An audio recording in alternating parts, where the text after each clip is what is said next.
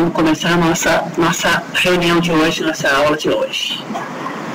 Então, eu fiquei muito feliz de ser convidada para nós conversarmos sobre as conquistas e desafios do que vem acontecendo no mundo afora, que é o envelhecimento da população. Então, assim, eu gostaria de começar me apresentando para vocês. Meu nome é Cristina Lemos e eu sou médica de família. Trabalho há muitos anos no Serviço de Saúde Comunitária do Hospital Conceição, aqui em Porto Alegre, e tenho acompanhado, assim, justamente percebendo na mudança do meu trabalho, o perfil da população que nos procura. Então, a gente tem no Serviço de Saúde Comunitária do Hospital Conceição, nós temos 12 postos de saúde. E destes 12 postos, 7 tem a população, 70% da população tem idade superior a 60 anos. Eu coloquei como abertura dessa apresentação, para a gente conversar, um cartão postal que eu recebi de um amigo meu, que foi passar umas férias, aliás, ele foi estudar na Espanha. Então, ele se lembrou de mim, porque eu gosto muito e trabalho muito com idosos, no ambulatório e também com o serviço na parte de cuidado, de trabalho com o pessoal na comunidade. Então ele me mandou, e essa foto é de umas senhoras, a gente pode ver que são umas senhoras velhinhas, brincando de jogar amarelinha ou sapata. Então é o espaço, é o pátio do lugar de uma comunidade de idosos. E eu achei bem interessante que é o olhar do velho de uma maneira lúdica, uma maneira alegre, uma maneira de interação, olhando de outra maneira o envelhecimento. Então, assim, eu acho que todo mundo já tem, vocês eu estou vendo que são o pessoal que trabalha na área de saúde, né? Então a gente viu aqui que tem bastante gente que são agentes comunitários, e os agentes comunitários são os ouvidos e os olhos do serviço de saúde na comunidade. Então, provavelmente, por mais que vocês andem por qualquer canto desse Brasil, a gente passou a enxergar e a estar encontrando no dia a dia muito mais idosos. Então, eu trouxe aqui um conceito do envelhecimento da OPAS que fala justamente isso, que faz esse diferencial. O envelhecer é um processo sequencial, e ele é um processo individual. Tanto que a gente vê pessoas envelhecendo de maneira diferente. A gente conhece alguém que tem 77 anos e pode dizer assim, meu Deus, como você não aparenta, que bem que tu estás e tal. E outras a gente pode dizer assim, nossa senhora, como a fulana está acabada. Né? Então, isso é uma coisa que varia de indivíduo para indivíduo. É um processo acumulativo. Então, quando a gente vê assim, por exemplo, na nossa sociedade, tanta gente fazendo cirurgia plástica, tanta gente ficando tão indignado com os sinais acumulados do tempo, né? Então a gente vai vendo assim que são as rugas da expressão, é a flacidez, então os órgãos internos que vão apresentando algumas alterações, a gente vai acumulando. É irreversível, ou seja, ninguém que tem 81 anos poderá voltar a ter 40. É universal, ou seja, em qualquer canto do planeta, nós estamos tendo a população envelhecendo. Não é patológico, portanto, ficar velho não é doença, é uma conquista, só consegue chegar lá quem vai passando as etapas anteriores. Deterioração de um organismo maduro, próprio a todos os membros de uma espécie, de maneira que o tempo o torne menos capaz de fazer frente ao estresse do meio ambiente. Por isso que se diz assim, que na verdade, por que nós temos essas campanhas de vacinação, por que nós temos, por exemplo, no Brasil, né, o Ministério da Saúde contempla, entre as populações contempladas nas campanhas de vacina, está o velho. Então, assim, assim, o tempo vai, digamos, tornando menos capaz de fazer frente ao estresse do meio ambiente e, portanto, aumenta a sua possibilidade de morte. Então, quando a gente vê, assim, que alguém tem 99 anos, que tem 100 anos, a gente tem que saber que essa pessoa pode já ter terá muito menos facilidade de enfrentar algum tipo de estresse ou de demanda física, né, ou emocional, psicológica. O processo de envelhecimento é marcado por fatores socioeconômicos, né, a gente sabe que, com certeza, o fator econômico tem uma grande repercussão na maneira como a pessoa envelhece, nos recursos que ela disponibiliza, ambientais e pelo aparecimento de enfermidades, e não pela idade em si. Eu sempre gosto de me lembrar de um grande mestre indiano, o Deepak Chopra, né, que escreveu até um livro que se chama Corpo Sem Idade, Mente Sem Fronteira. Né? Ele, assim, a velhice não é doença. E assim, de grande modo, medido pelo modo como o indivíduo vive as relações que estabelece, ou seja, a parte de interação do indivíduo com o meio ambiente, com a sociedade, com as situações que o circundam. E extrapola a biologia e perpassa todos os aspectos da vida do indivíduo. Né? Então, assim, por que extrapola a biologia? Né?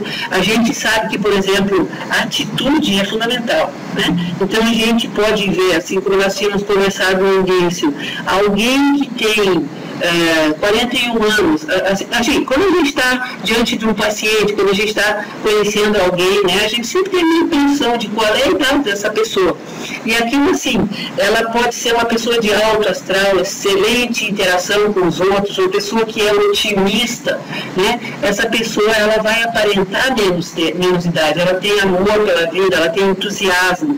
E isso é uma coisa que está com certeza também interagindo na parte biológica do indivíduo, na saúde ou na falta da saúde. Então, assim, né, eu acho que não é novidade para ninguém, né, que a população idosa está acontecendo em todo o canto do planeta. E cada país tem suas maneiras de lidar com isso, né? Então, eu trouxe alguns dados que mostram aqui a população, a transição epidemiológica da população. Eu tenho lembrança, por exemplo, quando eu perdi minha avó, eu tinha 16 anos de idade, eu era uma menina, e a minha avó tinha 72 anos. Isso foi lá na década de 60. As recordações que eu tenho, assim, era de uma senhora, de uma velhinha, muito velha, uma senhora, assim, acabadinha. E hoje em dia a gente sabe, né, por exemplo, só para citar alguma coisa que todo mundo vê no Brasil, conhece e tal, novelas, né? Então veio uma pessoa assim, por exemplo, uma mulher de 70 anos, uma Suzana Vieira, né? Ninguém diz que isso é a velha dos dias atuais, né? Então a gente está tendo um outro perfil. Então a gente pode ver assim, né?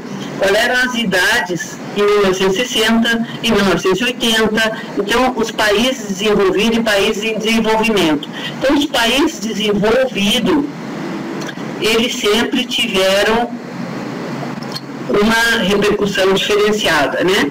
Então, assim, eu trouxe algumas pirâmides, alguns dados de população para mostrar essa coisa que a gente está falando de transição epidemiológica. Né? Tanto que, por exemplo, mas isso é coisa de política, né, Brasil, a gente vê, por exemplo, agora uma transição da demanda nossa que passou a ser de doenças agudas, infecto-contagiosas, para doenças crônicas, como, por exemplo, hipertensão e diabetes, que também são doenças que têm mais, à medida que a pessoa vai envelhecendo, ela vai tendo muito mais, nós vamos tendo mais gente com hipertensão e com diabetes. Então, isso assim se chama, por exemplo, aqui se fala na transição, vocês reparem, a primeira pirâmide, né, Brasil nos anos 2000, a base era larga, né, alaranjada e azul, masculino e feminino, masculinos azuis e laranja mulher, né? A base ela era tipo assim, um triângulo que foi afinando na ponta de cima, né? 80 e mais anos, e vocês reparem um Brasil nessa última pirâmide, que é o quê? O Brasil no ano 2050 parece que é a mesma base e a mesma largura lá do final, ou seja, a gente vai ter tanto velho com mais de 80 anos, como gente nascendo, né? Como recém-nascidos.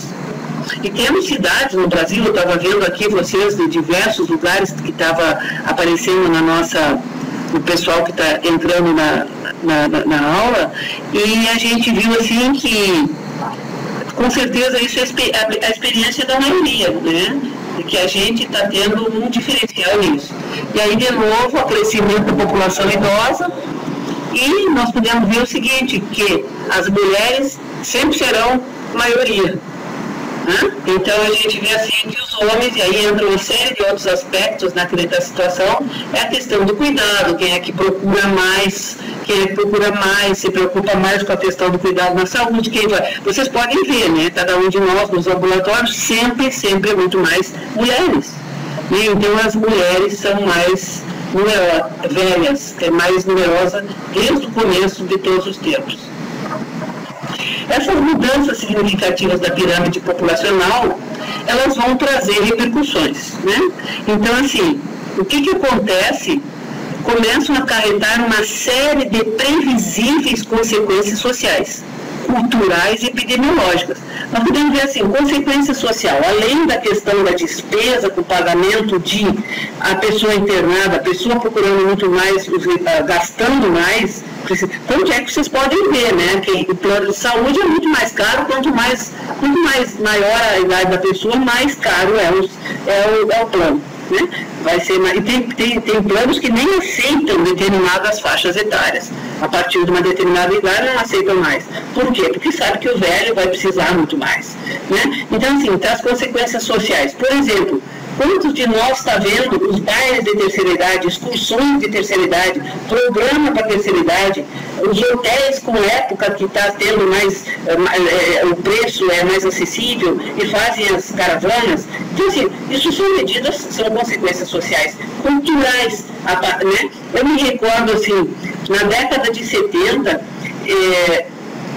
eu comecei a ver, assim, tinha uma irmã minha que viajava muito, fazia educação física, e foi em diversos eventos, ela viajava para Buenos Aires, viajou para Buenos Aires e veio contando em casa, nós não viajávamos, a gente não tinha saído ainda, nunca tinha saído do Brasil, e aí eu ficava muito surpresa de ver ela contando assim, nossa senhora, em Buenos Aires, vocês nem imaginam, é cheio de velhos nos cafés, senhoras idosas sentadas sozinhas nas mesas, a velharada anda toda caminhando de noite, coisa que a gente não costumava ver, não existia isso, né?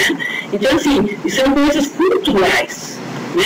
Então, a gente pode ver, assim, que nós estamos tendo mais essa preocupação também com a questão de saúde. Por exemplo, mudanças na medicina trouxeram mudanças, por exemplo, a gente vai ver incidência de DST e AIDS aumentando fantasticamente na faixa superior a 50 anos de idade. O que é isso? Isso é uma mudança, né? Então, assim, tendo recursos para continuar a atividade sexual, ou muitas vezes para iniciar uma atividade sexual, lá na maturidade, lá quando já está começando a parte que popularmente se chama de terceira idade. Então, mais bailes, mais namoro, mais casamento, mais interação e muito mais também relações sexuais com as consequências que isso pode acarretar, uma vez que a pessoa não tenha a cultura, o conhecimento e a preocupação do cuidado. Né? Então, assim, mudanças epidemiológicas para as quais ainda não estamos preparados para enfrentar.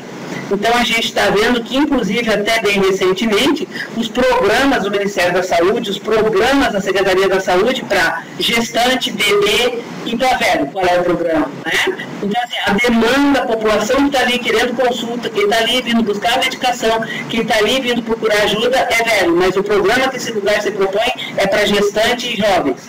Então, é uma coisa não adequada. População de idosos. A população de 60 anos ou mais é a principal usuária de consultas médicas e de internações. Isso aí não precisa, não se questiona isso, né?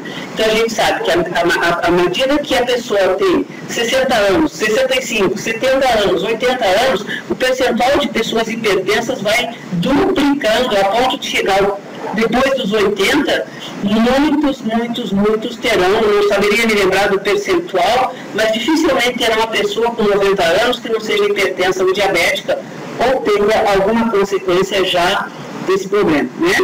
Então, assim, apresentando um maior número de doenças crônicas, sendo prevalente a presença de síndromes depressivas e demenciais.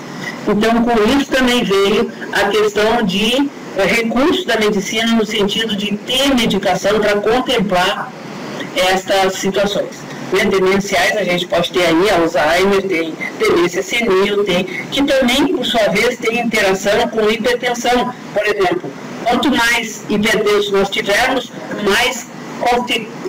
muito mais pacientes com AVC teremos, com sequelas de AVC teremos. E entre as sequelas existem as demências orgânicas, né?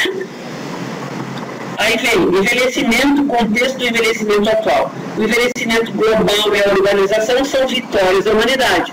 Não deixa de ser verdade isso, né? À medida que nós formos tendo mais recursos, nós podemos ter um envelhecimento com a população que envelhece. Se a gente vai remontar a Roma antiga, diz-se que Nero morreu com 30 anos de idade e era um velho.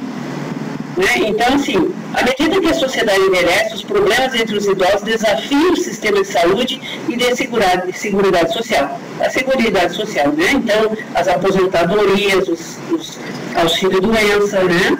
Então, assim, ó, isso aí demanda que haja um movimento da sociedade, um movimento político no sentido de contemplar esse novo artista, esse novo contexto.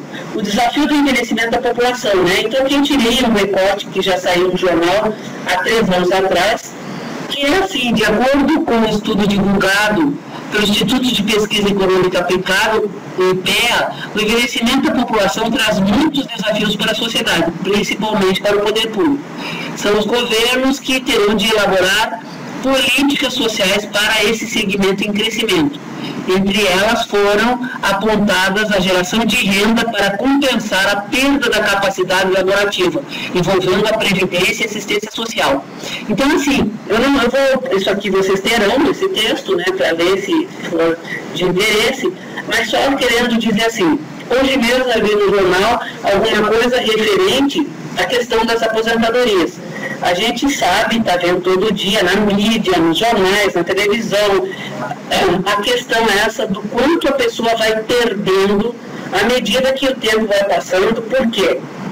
Por exemplo, nós, lá no hospital, né, a gente que tem um salário X, não se poderá ter um salário superior a tantos salários mínimos quando te aposenta.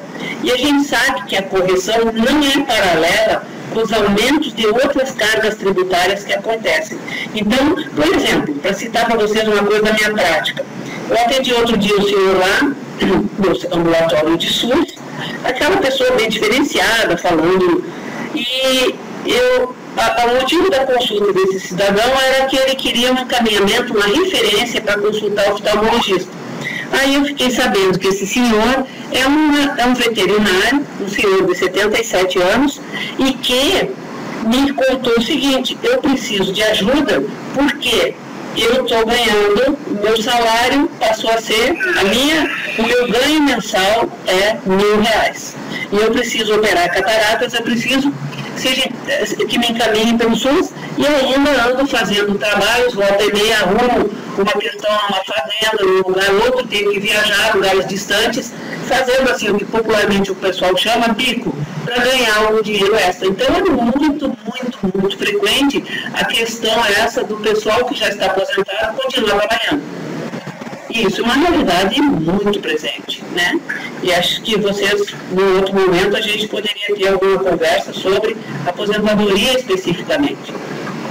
Então, assim, situação atual do SUS, né?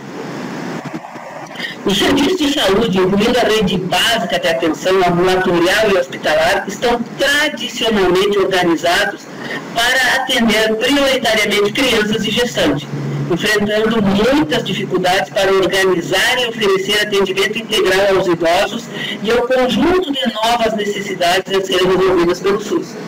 A começar por tudo, a própria estrutura de um posto, de uma unidade básica de saúde. Nós não podemos ter uma unidade onde a gente não tenha entrada adequada para cadeirante, para a pessoa que usa recursos para caminhar.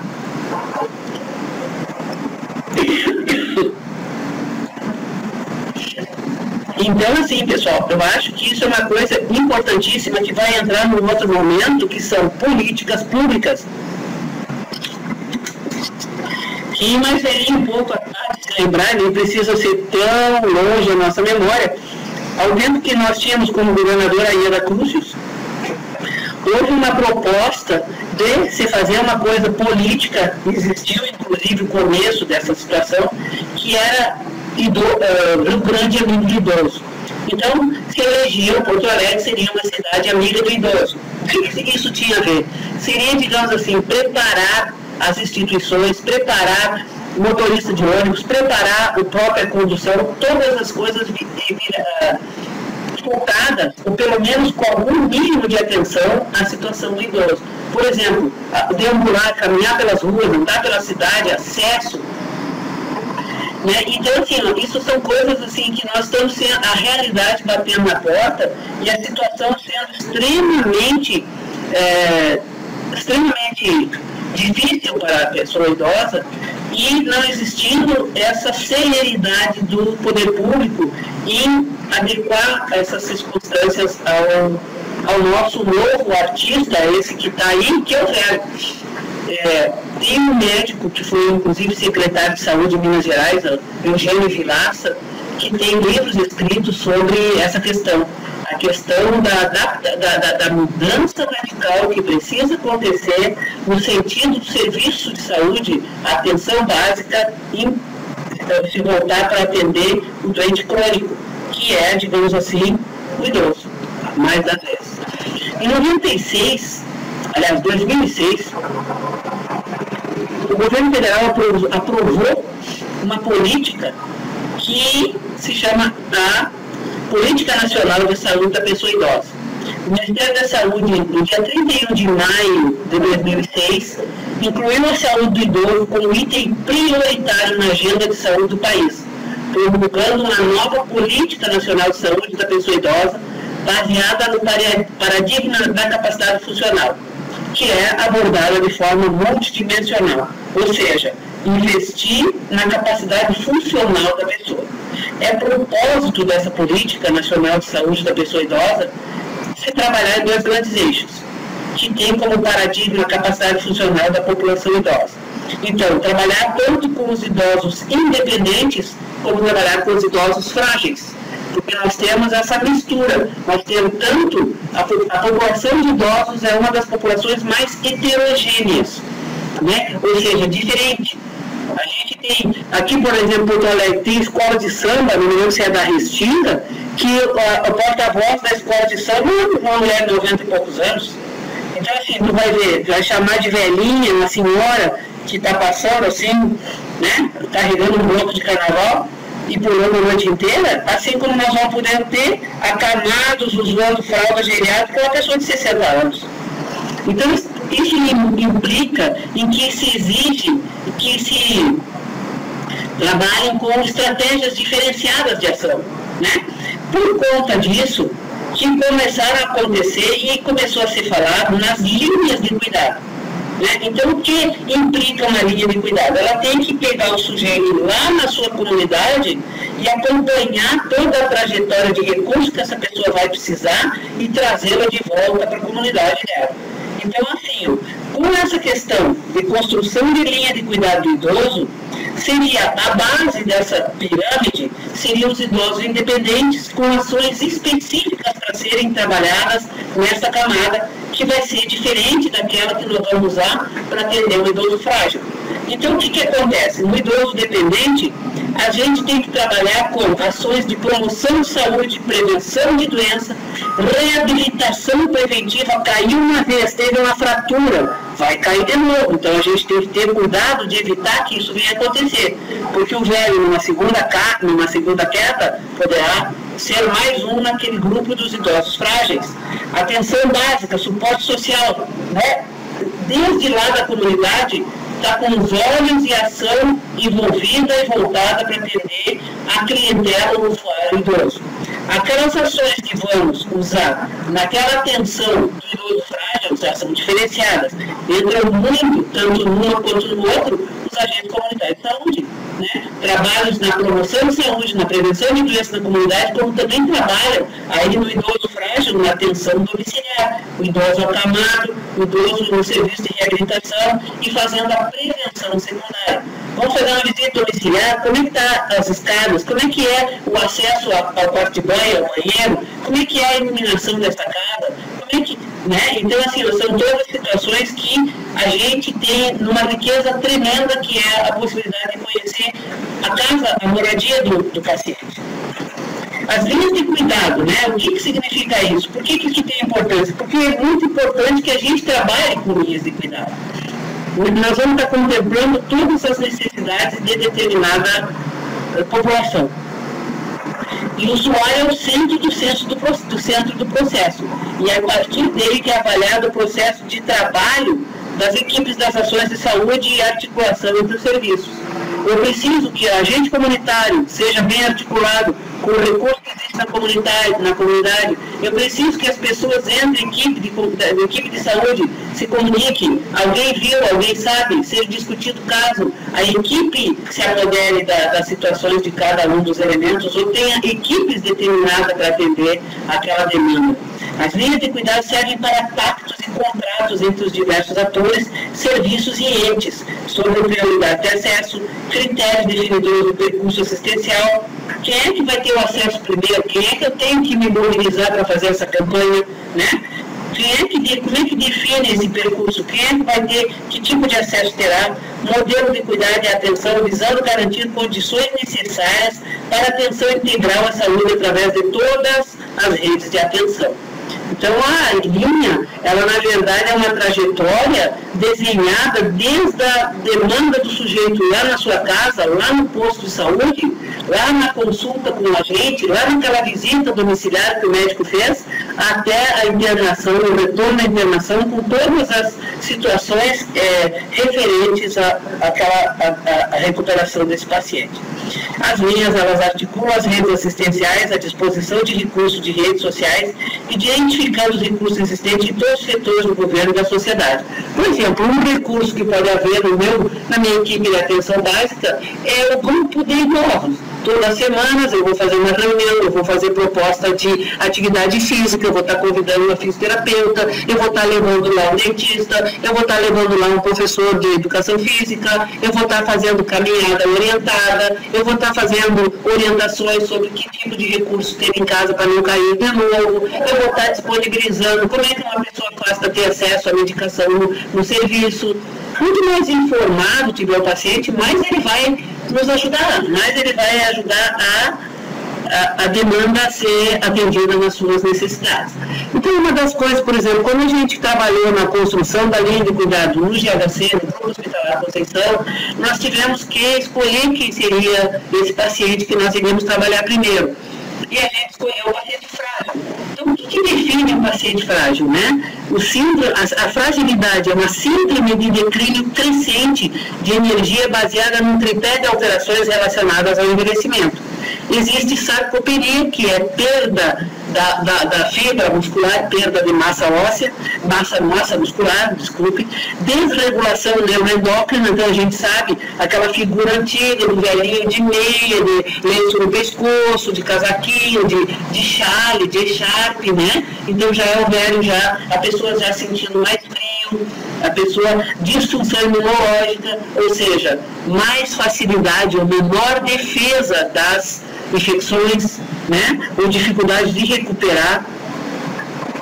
Trajetória clínica, né? Como é que se apresenta esse velho para o clínico? Como é que ele se apresenta para nós, veio para as consultas, né? Ele vai estar debilitado, ele está mais lento, ele tem baixo nível de atividade. Muitas pessoas, a queixa dela é cansaço, fadiga, né? Eu mexo com o pessoal que eu tenho que ter um maior tempo de consulta, porque o idoso, eu chamo ele na sala de espera e já leva um tempo da consulta até que ele chegue no meu consultório. Ou seja, eu já estou dando mais ou menos assim, desenhando o perfil daquela gente que está me esperando. Ou seja, a lentidão da marcha, né? Então são características assim que vão enumerando, vão dando o perfil, vão dando o desenho clínico dessa população. Quais são os critérios da fragilidade, né? Como é que a gente sabe que alguém está ficando frágil? Quando ela existe perda de peso não intencional no último ano. Aqui saiu assim por cima, depois vocês vão ver as lâminas que eu tinha feito para mostrar isso, né? A perda de peso não intencional, igual ou superior a 4 a 5 quilos, ou mais igual ou superior a 10% do peso corporal. critério, exaustão, a pessoa é muito cansada, ela não consegue render. Baixa de força, depressão manual, perda de capacidade de levantar objetos, né? Inatividade física, mais parado, não quer participar, não quer se mexer, baixo nível de gasto calórico. Então, uma coisa que também chama atenção é como a gente vai encontrar pessoas mais idosas gordas, né? O que não significa que elas sejam bem nutridas. Lentidão na marcha, caminhar devagarzinho, vai diminuindo o rendimento. Então, isso já está dando para nós qual é o perfil dessa população que está nos procurando. Quando nós estamos falando, nós estamos particularmente prestando atenção na questão da fragilidade. Então, existe até cálculos que mostram que a fragilidade cresce com a idade. De 65 a 70 anos, digamos, 3,2% da população seria frágil. 71 a 74 já subiu para 5,3%. 75 a 79 nós vamos ter quase 10% da população frágil. Nos 80 a 89, 16%. E aí, a partir dos 90 anos, aí isso pula para lá para 27%. Ou seja, a gente tem muito onde trabalhar para diminuir, né? Então, 3 ou mais critérios, já desse que a gente falou, dá para a gente dizer que existe fragilidade. E 1 ou 2 critérios é pré-fragilidade. Por que tem importância isso? Porque é onde eu posso investir. Eu posso criar no meu posto de saúde um grupo que vai trabalhar para não deixar esse que eu já identifiquei como pré-frágil passar para a fragilidade. O que é a pré-fragilidade? Né? Maior suscetibilidade a quedas, declínio funcional. A pessoa começa a fazer menos coisas, ela está funcionalmente começando a ficar comprometida. Hospitalizações recorrentes, internou porque estava com pneumonia, internou porque estava com uma crise de pressão que não conseguia controlar. E aí existe a questão da morte aprazada nos 3 anos. Então vem o ciclo da fragilidade, que é a diminuição da força, vem por si a fadiga, velocidade da caminhada e diminuição da atividade física. O consequências da síndrome da fragilidade. Eu também fiz aqui um quadro para vocês verem a questão dessa, como é questão importantíssima a gente trabalhar, identificando critérios, qual é a população que nós temos que primeiro nos mobilizar para agir. Botei fragilidade no início, no centro, e as consequências todas, né? Então, piora do equilíbrio da marcha, com isso as quedas, né? Comorbidades, ou seja, tem hipertensão, tem diabetes, está com Alzheimer, tem incontinência urinária, então comorbidades, são diversas patologias. Imobilidade, que se por si só traz uma série de consequências, uma delas, por exemplo, pneumonia, né? Escaras, hospitalização, respostas estressoras, né? Existe a perda da independência, ou seja, implica na criação de um novo ente, que é um outro capítulo para outras horas dos nossos encontros, que seria a questão do cuidador.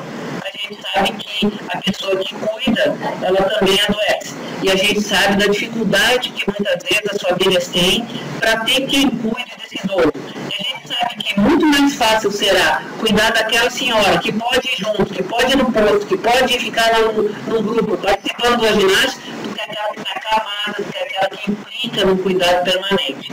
Então, aumento da mortalidade, né? Aumento da mortalidade, e uma coisa muito, muito séria também, que como consequência da fragilidade é a questão da institucionalização. A gente convive, né, não sei qual o percentual, mas altíssimo da nossa população é a população do SUS. Então, uma minoria tem condições de estar pagando a instituição e são caríssimas. E aí o que se faz, não é? Então, são tudo consequências onerosas. E aí existe assim, né? O que a gente pode fazer? Se evitar a perda de peso sem causa, se pode evitar ou prevenir ou reverter a questão da perda muscular.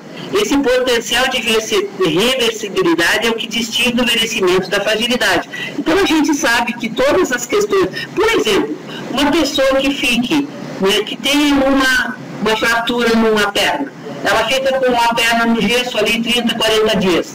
É só fazer a avaliação, a medida da massa muscular desse membro que ficou parado, nós vamos ter uma tremenda perda da musculatura. Então existe assim, a gente sabe também que existe jamais termina a capacidade de recuperar a massa muscular.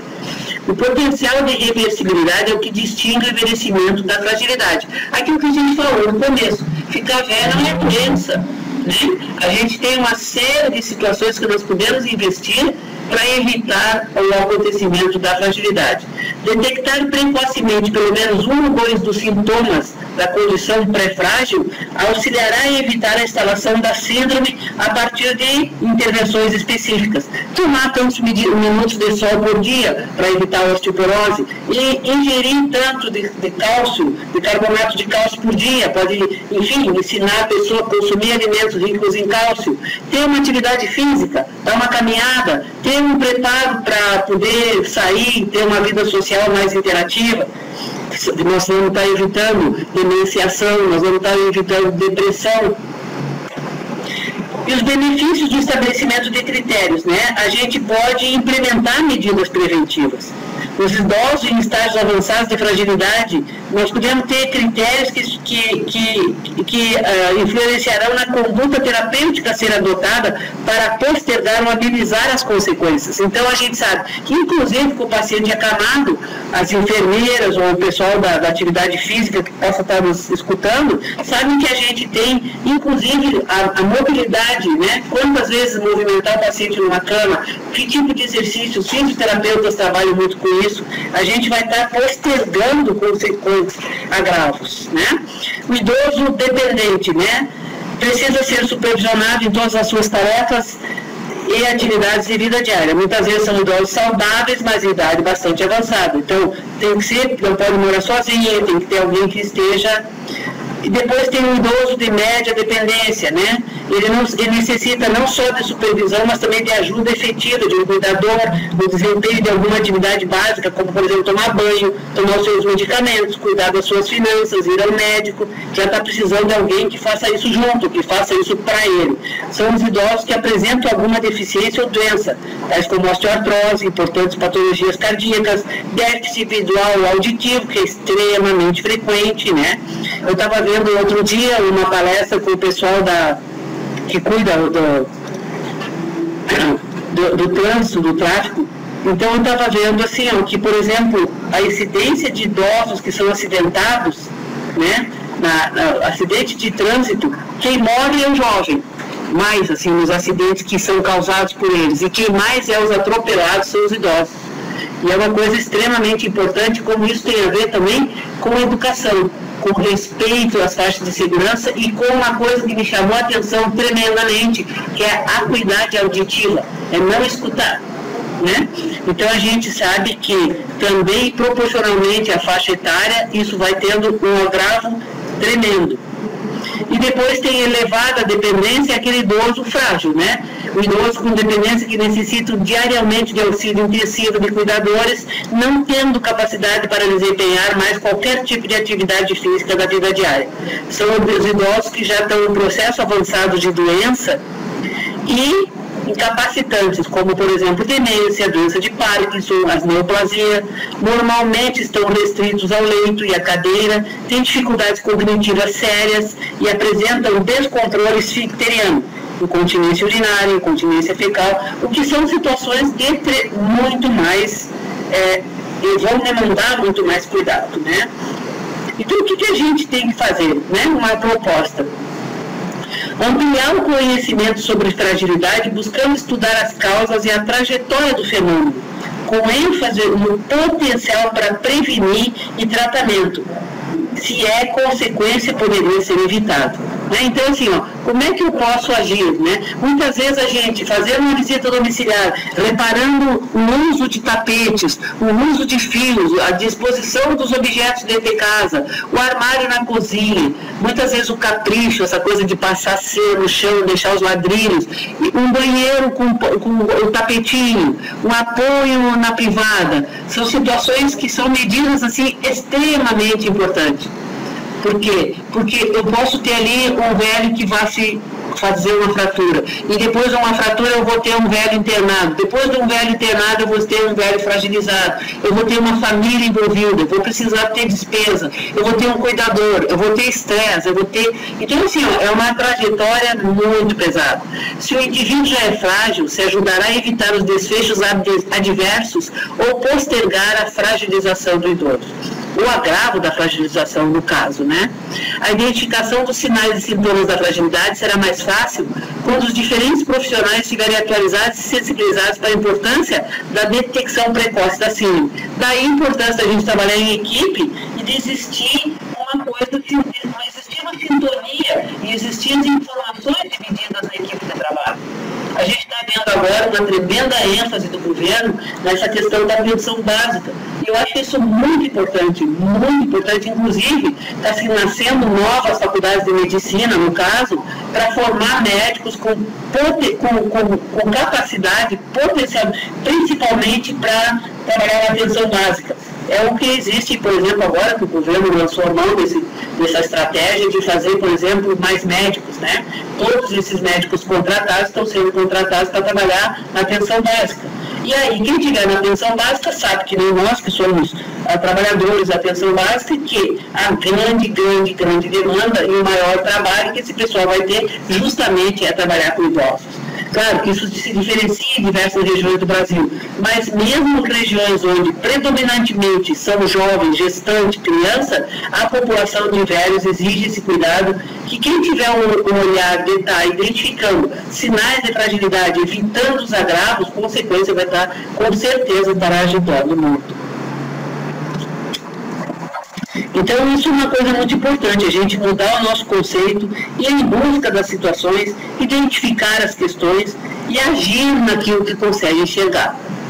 Eu vi que tinha bastante agente comunitário interagindo aqui com nossa fala, e é muito importante que as pessoas se deem conta do quanto é importante esse trabalho, porque são pessoas que estão conhecendo a realidade das famílias.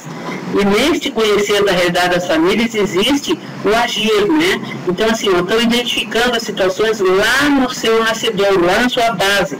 Sabe dos recursos e sabe das faltas de recursos, né?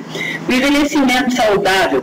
A gente falou lá naquela pirâmide da proposta da política do idoso que se fez no Ministério da Saúde, que é o seguinte, né? Trabalhar tanto aquele velho independente como aquele que já está fragilizado.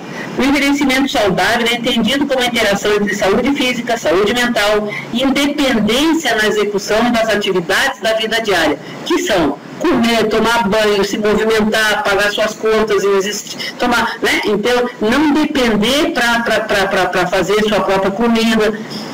Integração social, suporte familiar e independência econômica.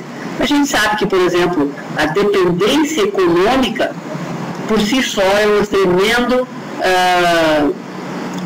um tremendo causador de perda de independência desse idoso, né? No momento que a gente já bem sabe que, à medida que a idade avança, vão existindo muito mais número de doenças e de comorbidades. Então, nós fizemos, inclusive, na concessão um levantamento da população que usava 5 ou mais medicamentos. Quando a gente estava na construção da linha de cuidado do idoso, a gente fazia o levantamento disso e era incrivelmente, chamava a atenção a lista de medicamentos que as pessoas já estavam usando. E a gente sabe que quanto mais medicamento a pessoa usar, mais chance de se atrapalhar, tanto na falta como no excesso, ela terá. E também a gente sabe que nós temos, quanto mais velha a população, maior o número de pessoas que não sabem, que são analfabetos funcionais. Então, são dificuldades de poder, mesmo tendo acesso à medicação, fazer o uso adequado da medicação. Então, assim, existe uma questão que é a hierarquia das atividades da vida diária, né? A gente sabe que a atividade da vida diária é fazer compras, pegar o transporte, pagar contas no banco, tomar os medicamentos, ter o controle urinário, esfincteriano, andar, vestir-se, banhar-se, comer, cuidar da aparência, ir ao banheiro, sair da cama. São todas situações que vão, é como se fosse uma escadinha, assim. Ele está lá em cima quando ele faz as suas próprias compras, quando ele pega o ônibus e tal. À medida que ele vai perdendo as capacidades, é como se ele fosse descendo um patamar de escada, os degraus de uma escada, e fosse chegar na não capacidade da execução das questões fundamentais que é, por exemplo, sair da cama. Né? Então, a gente tem tanto o exercício das atividades funcionais, diferencial das atividades da vida diária. E se tem como critério também de mostrar o agravo que está uma pessoa, como é que está a situação de vida desse idoso, quando ele, para o exercício das atividades da vida diária, já precisa de suporte, precisa de ajuda. Então, eu acho que posso parar por aqui, vou me colocar à disposição de vocês para ver se existe alguma pergunta.